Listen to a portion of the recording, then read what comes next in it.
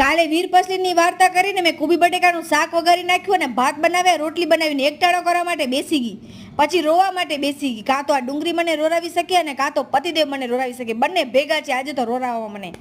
આજે ખારી ભાતનો વારો આવે છે. ખારી ભાત મારા એક બેસ્ટ ફ્રેન્ડ છે. શું કામ ખબર છે? જ્યારે પણ મને બહુ કામ હોય ને તો આ મને બહુ કામ આવે છે મારા કિચનમાં. એટલે ફટાફટ ખારી ભાત બની જાય છે. મારા વિડીયા હજી પણ ઊંધા આવે છે આ નવા નકોર ફોનમાં. મને કાંઈ ખબર જ નથી પડતી કે મારા સાથે જ આવું બધું શું કામ થતું હશે. ખારી ભાત મેં બનાવી નાખ્યા છે ફટાફટ. હાલો હવે હું એ પણ ખાઈ લઉં. આજે મને રાયતો ખાવાનો મન થયો હતો તો મારા પાસે થોડોક દહીં પડ્યો હતો તો મેં એના અંદર ખારી બુંદી નાખી દીધી, થોડીક ડુંગળી નાખી દીધી ને બસ સરસ મજાનો બનાવીને મેં ખાઈ લીધો. પતિદેવને રાયતો બતાવ્યો જ નહીં, નહીંતર એને આપવો પડત. આજે મને ખાવાની બહુ ઈચ્છા હતી. પછી અંબિકા સેલ ધમાકામાં આવી હતી. 500ના 2 ટી-શર્ટ છે અહીંયા કને અને વેરાયટી બહુ સારી હોય છે. હું આ વસ્તુ લઈને આજે આવી છું. આ ખાલી અને ખાલી 450માં છે. ક્રોપ સેટ કે શું કહેવાય, ક્રોપ ટોપ. મને તો આ બહુ ગમી ગયું એટલે હું લઈ આવી. અંબિકા સેલ